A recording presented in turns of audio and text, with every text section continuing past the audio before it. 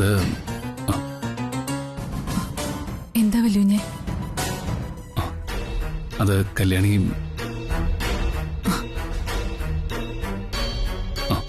പറയൂ വല്യുഞ്ഞെ, എന്നായാലും ഞാൻ അറിയേണ്ടതല്ലേ? അത് മറ്റൊന്നുമല്ല കല്യാണി.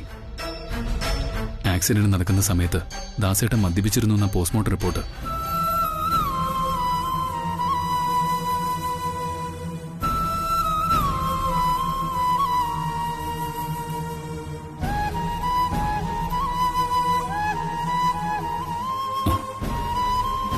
നിന്നെ വിഷമിപ്പിക്കണ്ടെന്ന് കരുതിയ എസ് ഐ അക്കാര്യം മാറ്റി നിർത്തി പറഞ്ഞത്.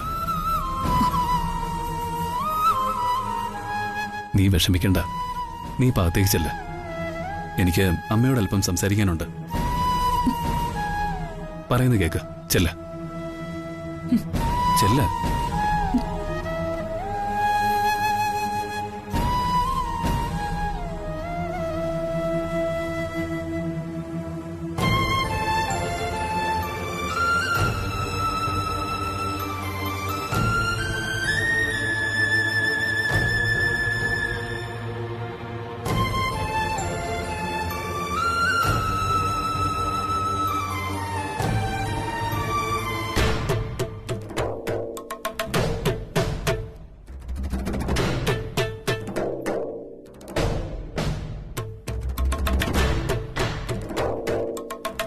എന്താ എന്താ പറ്റി ബ്രോ?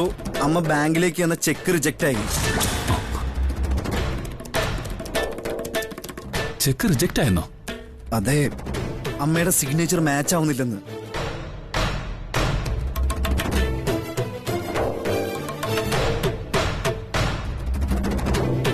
അമ്മയുടെ സിഗ്നേച്ചർ മാച്ച് ചെയ്യുന്നില്ല? നീ എന്തൊക്കെ അരവിന്ദ ഈ പറയുന്നേ? ബ്രോ, ഞാൻ പറയുന്നത് സത്യ. സർജിയുടെ അക്കൗണ്ടിൽ പണം എത്താത്തതുകൊണ്ട് ഞാൻ ബാങ്ക് മാനേജറെ വിളിച്ചിട്ടുണ്ടായിരുന്നു. മാനേജറാണ് പറഞ്ഞത് സൈ മാച്ച് ആവുന്നില്ലെന്ന്.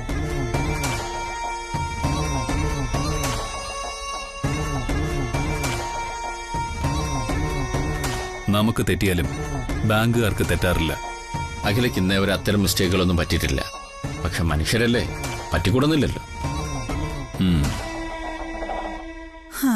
ചേച്ചിക്ക് ഈടായിട്ട് ഇങ്ങനെ ചില അബദ്ധങ്ങളൊക്കെ പറ്റുന്നുണ്ട്. പുറത്തേക്കെറിഞ്ഞ പുകഞ്ഞ കൊള്ളികളെയൊക്കെ തിരിച്ചെടുത്തതുകൊണ്ടായിരിക്കും.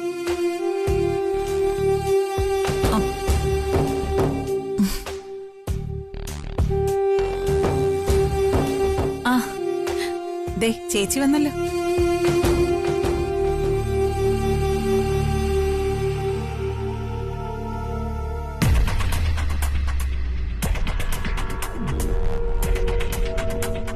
ഇതാ ചെക്ക്.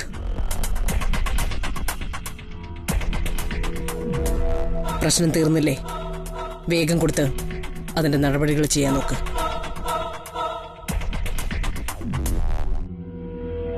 ബ്രോ, ഒരു ചെക്ക് കൂടി ഒപ്പിട്ട് പഠിച്ചാലോ? വേണ്ട, എനിക്ക് മറ്റൊരു കാര്യം കൂടി ചോദിക്കാനുണ്ട്. അമ്മ നിക്ക്.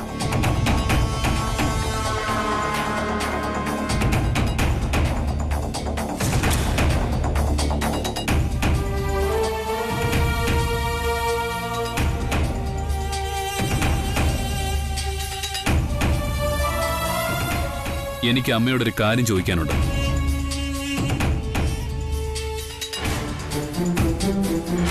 തൃച്ചംബരത്തെ അഖിലാണ്ടീശ്വരി എന്ന എന്റെ അമ്മ ഒരിക്കലും കള്ളം പറയില്ല എന്നെനിക്കറിയാം.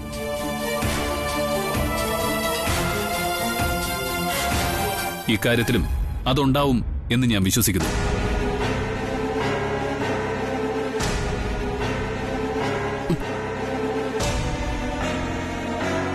നീ എന്താണ് ചില CBI ഓഫീസർമാരെ പോലെ? നിനക്കെന്താ ചോദിക്കാനുള്ളത്? ചോദിക്കും. ദാസേട്ടൻ ആക്സിഡന്റിൽ പെട്ട് മരിച്ച ദിവസം അമ്മ ദാസേട്ടനോടൊപ്പം ഉണ്ടായിരുന്നോ?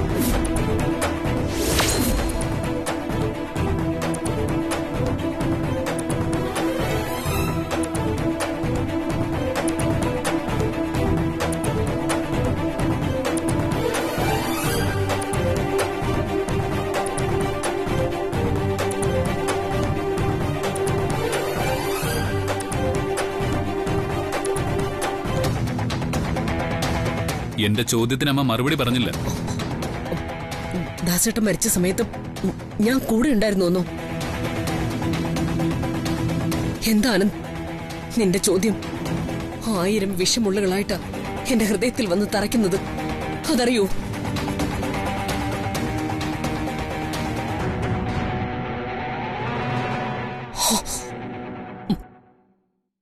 ദാസേട്ടൻ എനിക്ക് ആരായിരുന്നു എന്ന് ഈ നിൽക്കുന്ന കൃഷ്ണേട്ടനോട് ചോദിച്ചു നോക്ക്.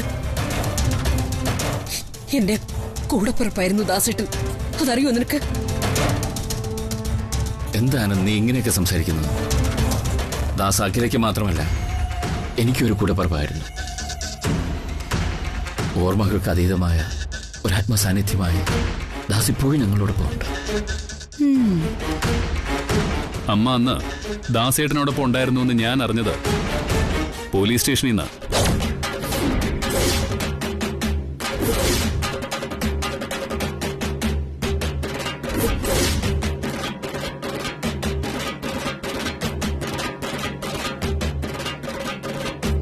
ഓ ആനന്ദ്, നീ നിന്റെ ഇഷ്ടപ്രകാരം വിവാഹം കഴിച്ചപ്പോ ഞാനതിനെ എതിർത്തു. 2 കൈ നീട്ടി നിങ്ങളെ സ്വീകരിക്കാൻ ഞാനന്ന് തയ്യാറായതുമില്ല. അതിനെന്നോട് പകരം വീട്ടാണോ നീ ഇപ്പോ?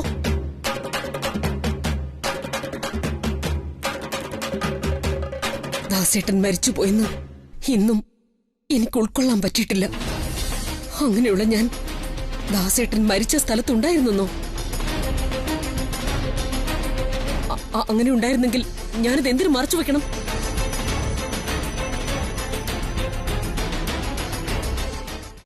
അവസാന സമയം ദാസേട്ടനോടൊന്നും മിണ്ടാൻ കഴിയാത്ത എന്റെ സങ്കടം ഒരു വലിയ ഭാരമായി ഇപ്പോഴും എന്റെ ഉള്ളിലുണ്ട്.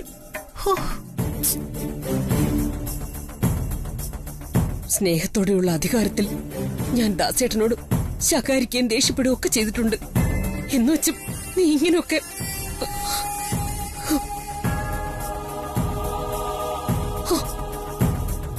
കൃഷ്ണേട്ടാ, ഇവൻ പറഞ്ഞു കേട്ടോ, ദാസേട്ടൻ മരിച്ച സമയത്ത് ഞാൻ കൂടെ ഉണ്ടായിരുന്നു എന്ന്.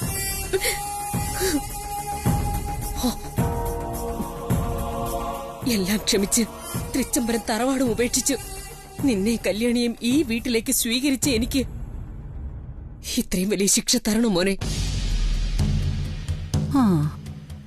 ആനന്ദ്, നിനക്ക് ഈയിടെയായിട്ട് അല്പം കൂടുതലാണ്.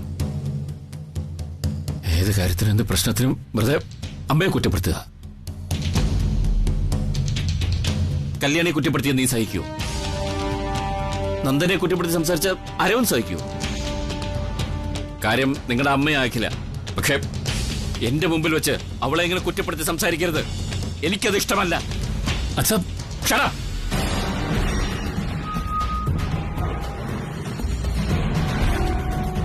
മേഡം, ആനന്ദ് സാറേ, കല്യാണി അടുക്കളയിൽ തലകറങ്ങി വീണു.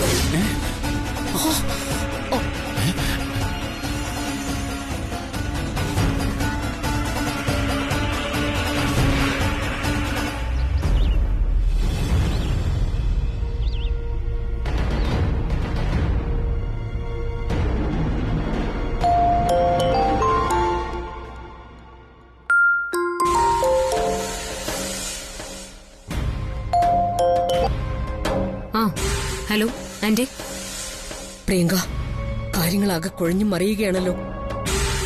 എന്താ ആന്റി, എന്തു പറ്റി? ആ ദാസിന്റെ മരണവുമായി ബന്ധപ്പെട്ട് പോലീസ് എടുത്ത CCTV ദൃശ്യങ്ങളിൽ ഞാൻ തെളിഞ്ഞിട്ടുണ്ടെന്ന്.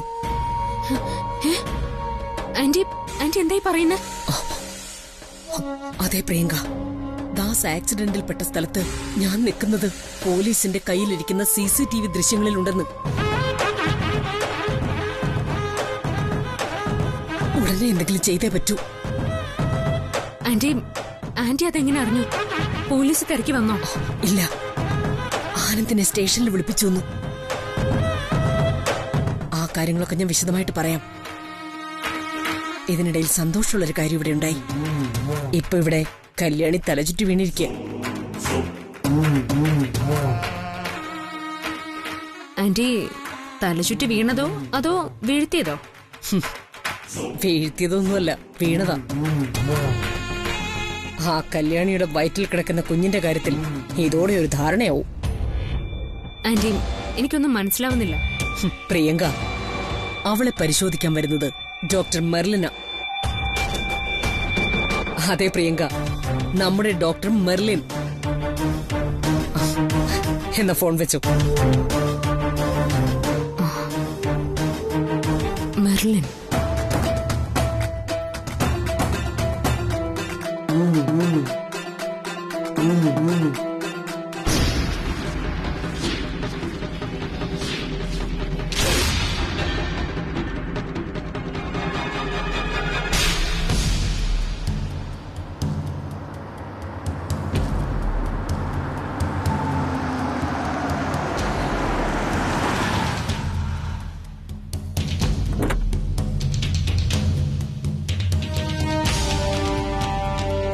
താങ്ക്സ്. വരൂ, വന്നോളൂ.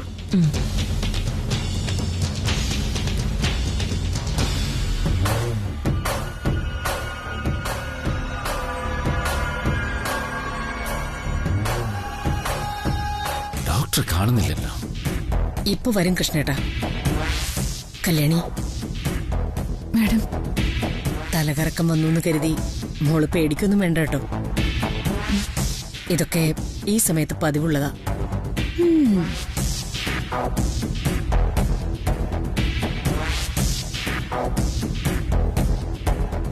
അല്ല ഡോക്ടർ എത്തി. എന്തു പറ്റി? ഒന്ന് തലചുറ്റി വീണതാ ഡോക്ടർ. ആ, എല്ലാരും ഒന്ന് പുറത്തേക്ക് ഇറങ്ങി നിൽക്ക്, ഞാനൊന്ന് നോക്കട്ടെ.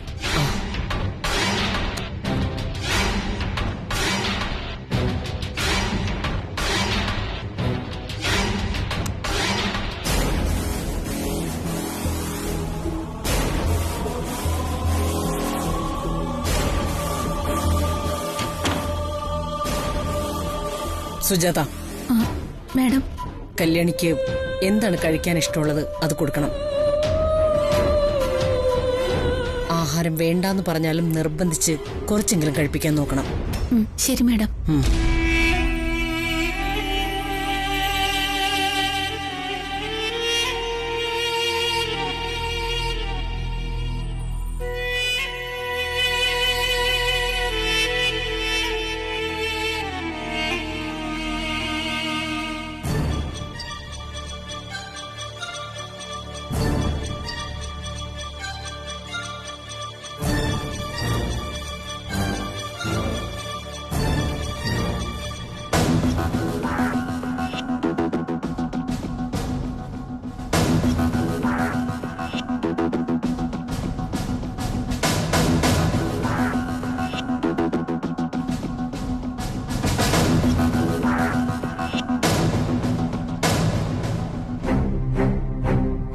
തലകറക്കം പെട്ടെന്നായിരുന്നോ? അതെ. വൊമിറ്റ് ചെയ്തോ? ഇല്ല. വൊമിറ്റിംഗ് ടെൻഡൻസി ഉണ്ടായിരുന്നോ? ഛർദിക്കണമെന്ന് തോന്നുന്നുണ്ടോ? ചെറുതായി തോന്നുന്നുണ്ട്.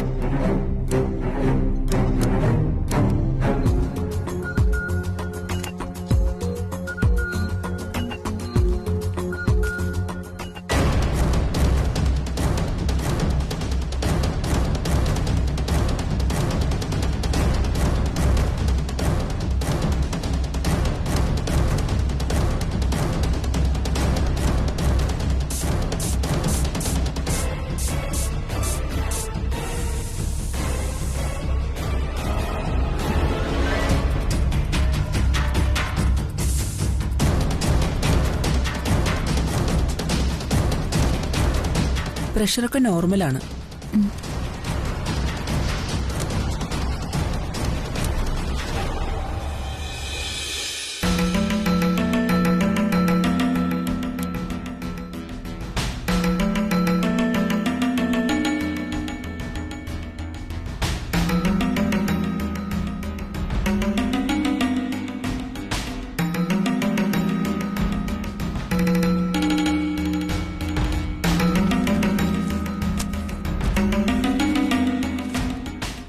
ഇടവിട്ട് തലകറക്കം വന്നാൽ അത് സൂക്ഷിക്കണം. ഞാൻ മരുന്നുകൾ കുറിച്ചിട്ടുണ്ട്. ഈ ഗുളിക 2 നേരം കഴിക്കണം.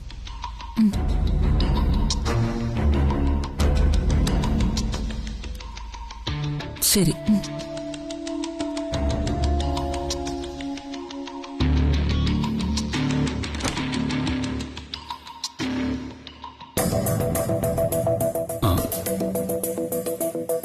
ഡോക്ടർ, ഈ ടാബ്ലറ്റുകൾ വാങ്ങിക്കൊടുക്കണം. വിറ്റാമിൻ ടാബ്ലറ്റുകളാ. ആ ശരി ഡോക്ടർ. ആനന്ദ് ദാ.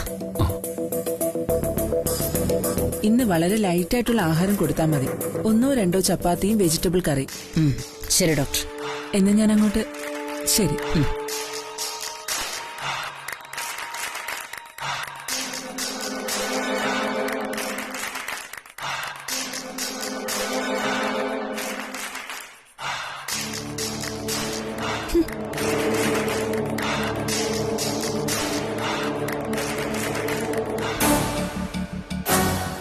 ഡോക്ടർ, കല്യാണിക്ക് മറ്റു കുഴപ്പങ്ങളൊന്നും ഇല്ലല്ലോ അല്ലേ?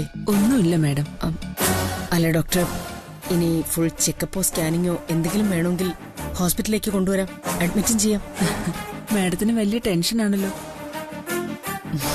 അതല്ല ഡോക്ടർ, എനിക്കവള് മരുമകള് മാത്രമല്ല, എന്റെ മകള് തന്നെ. അമ്മയില്ലാതെ ജീവിച്ച കുട്ടിയായതുകൊണ്ട് ഒരു പ്രത്യേക സ്നേഹം കൂടിയുണ്ട്. ഭയപ്പെടാനൊന്നുമില്ല മാഡം. പ്രഗ്നൻസി പീരീഡിൽ സാധാരണ പെൺകുട്ടികൾക്കുണ്ടാവാറുള്ള പ്രശ്നങ്ങളെ കല്യാണിക്കുള്ളൂ. ഇപ്പോഴാണ് എനിക്കൊരു സമാധാനമായത്. ക്യാരിങ് ആയ ഒരു പെൺകുട്ടിയും ഇങ്ങനെ എപ്പോഴും തല ചുറ്റി വീഴുക എന്ന് പറഞ്ഞ, ഈശ്വര, എനിക്കതൊക്കെ ഓർക്കാൻ കൂടി വയ്യ. ഇങ്ങനെ ടെൻഷൻ ആയാലോ അഖില? പ്രശ്നമൊന്നുമില്ലെന്ന് ഡോക്ടർ പറഞ്ഞില്ലേ? കല്യാണി എഴുന്നേക്കുന്നത് വരെ ഈ ടെൻഷൻ ഉണ്ടാവും കൃഷ്ണേട്ടാ.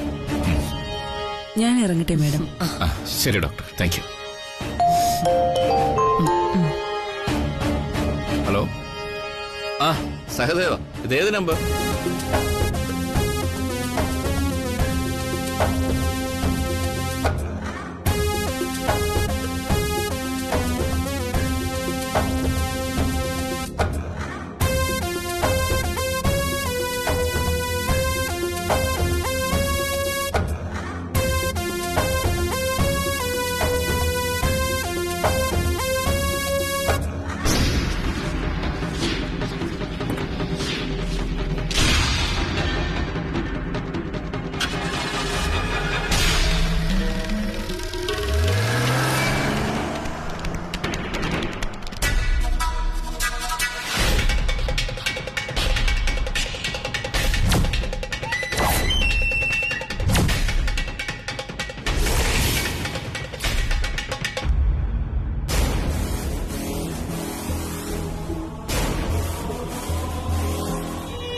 കല്യാണി, ഇപ്പൊ എങ്ങനെയുണ്ട്? കുഴപ്പമൊന്നുമില്ല.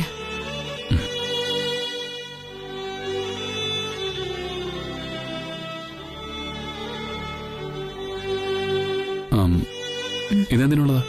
അത് ഡോക്ടർ തന്നതാ. ഓ,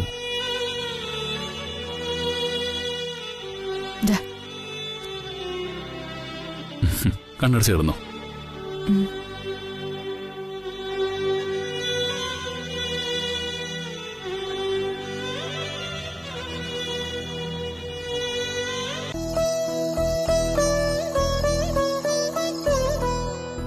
വാ വാ കല്യാണി, വാ ഇവിടെ ഇരിക്ക്, ഇവിടെ ഇരിക്ക്.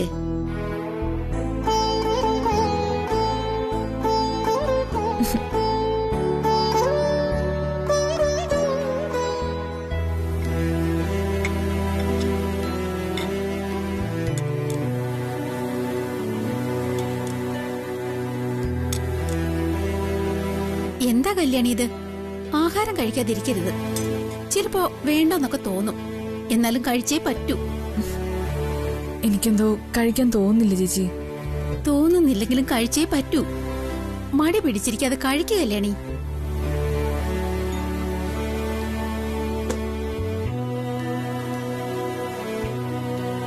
സത്യം പറഞ്ഞ കല്യാണിക്ക് ഇപ്പൊ ഒരു കുഴപ്പമില്ല. ഇടയ്ക്കിടയ്ക്കുണ്ടാകുന്ന ചെറിയ തലകറക്കം മാത്രം. അയ്യോ, ഈ അവസ്ഥയില് ഞാൻ ഛർദിലും കിടപ്പും മാത്രമായിരുന്നു. എന്ത് കഴിച്ചാലും ഛർദിക്കും. ആഗ്രഹം തോന്നൊക്കെ ഞാൻ പറയും. പാവം എന്റെ ചേട്ടൻ ഓടിപ്പോയി അതൊക്കെ വാങ്ങിച്ചോണ്ട് വരും. എല്ലാവരും കഴിച്ചു കഴിഞ്ഞോ സുജാതേച്ചി? ഇനി ആ കുറുപ്പേട്ടൻ മാത്രമേ കഴിക്കാനുള്ളൂ. കുറുപ്പേട്ടൻ ഇവിടെ ഇരുന്ന് ഭക്ഷണം കഴിക്കില്ല. ആ അല്ല, എപ്പോഴും അടുക്കളയിൽ നിന്നാണോ കഴിക്കാറ്? അതെനിക്കറിയില്ല. കുറച്ചു ദിവസമായി ആഹാരം എടുത്തോണ്ട് പോകും. വല്ല വരാന്തയിലോ കാർ ഷെഡിലോ ഒക്കെ ഇരുന്നാ കഴിക്കുന്നതെന്ന് തോന്നുന്നു.